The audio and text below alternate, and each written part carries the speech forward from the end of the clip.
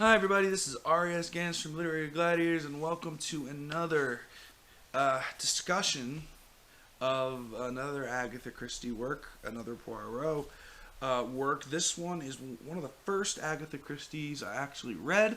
It is called Death in the Clouds. It is also known as Death in the Air, depending on how old the copy of the book you have is. So this one is quite interesting. Moneylenders were common back in the 1930s, and one of the people on a passenger liner, a train that's going, not train, excuse me, an airplane that is going from point A to point B. I don't exactly remember where the plane was going, but one of the people on the plane is called Madame Giselle. She is a moneylender, and she's been lending money to a couple different people. And there are a couple other people on the plane, including there's a doctor, there is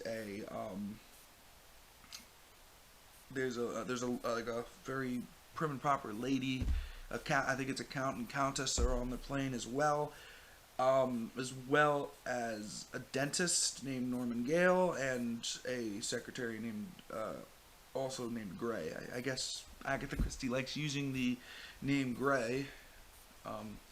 We'll just call her Mademoiselle Gray because that's how she's referenced by Poirot. And they're all on. Oh, there's also an author on the plane as well who writes different mystery novels, but he's a little bit. I think his name is Clancy, and he is let's just say very eccentric. He basically doesn't write something on he lets his own characters write his stories. So he's like, oh well, my character wouldn't do that, so I won't write that down. You know, it's quite an interesting way. So these are all the people on the plane, and Madame Giselle is it initially seems that she is stung by a wasp. But in fact, what actually happened is that she was shot and stabbed by a tiny, eensy beensy poison dart and killed. She's dead. Poirot notices this happening, and there's also a blowpipe, like a kind of thing that's found under Poirot's seat. So it is assumed what happens is that the blowpipe was used to kill Giselle from a distance. However, different things start popping up. It's now known that it is found out that no one could have used the blowpipe because it was in a weird angle. Yeah, Clancy had some blowpipes, but we don't know whether that was his blowpipe or not. We also know that the person who actually put the little sting thing into Madame Giselle did it when he or she was next to Madame Giselle and actually stuck it in her rather than blowing it from across the room. So somebody must have walked to the back and to the front. Since the only people who could have done it were the servants, Poirot surmises that the person who killed Madame Giselle either was a servant or dressed up as a servant. Considering there was one male servant and one female servant, this could have been anybody. So things are figured out, things are sifted through, and it is eventually found who the murderer was and why the person did that murder.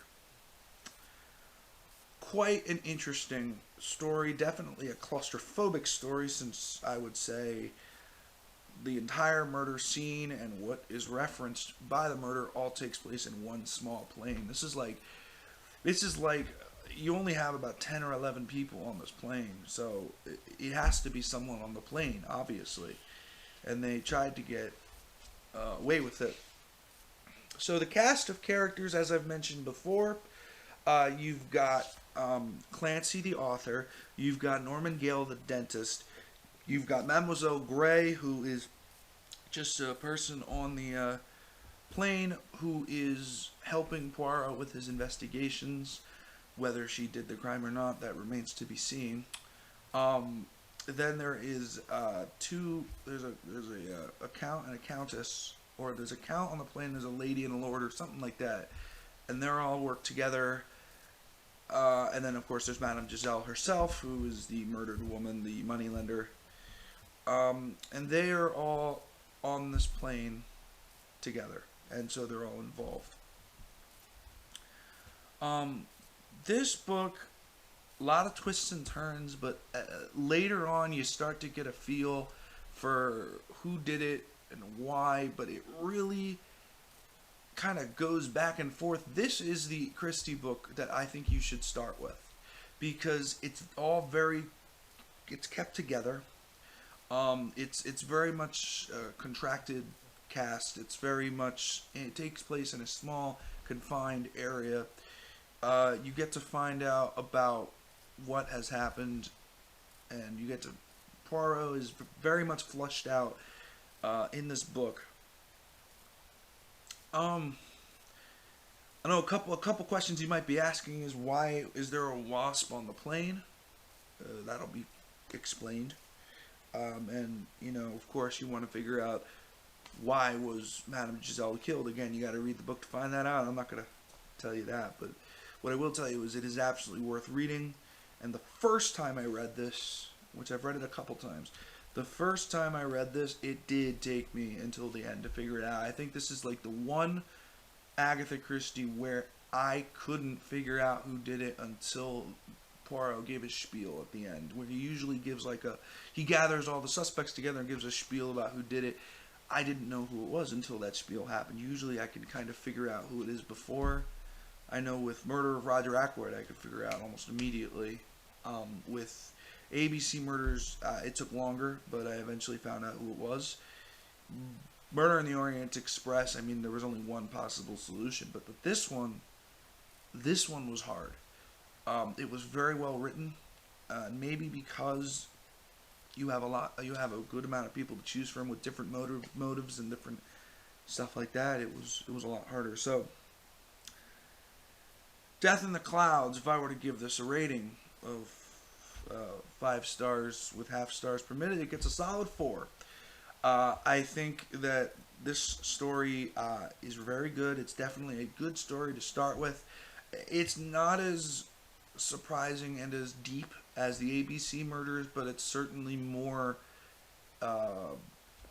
it's more available to somebody. It's not like as super ultra complex and as the ABC Murders. And also, just comparing it to Dumb Witness was a little bit predictable. This one certainly not as predictable, so it gets a higher grading, but I would say a solid 4 for me on this one. Death in the Clouds is definitely a good starting story for Agatha Christie. So if you've never read Agatha Christie, this is definitely one you should start with. Don't start with ABC Murders. Don't start with Roger Ackroyd. I wouldn't start with any of those, because they can be a little complex, but this one's pretty simple, and it's a good one to start with, even though it's not completely clear who did it until the end. It's very clear when it comes to the simplicity of the case. I'm Ari, signing off for Literary Gladiators. Next time I'll be going over another Agatha Christie story. I'm looking at The Hollow right now. I'm actually currently reading it right now, and I will, when the time comes, I will be giving a review of that story. So I will see you guys later, and keep reading.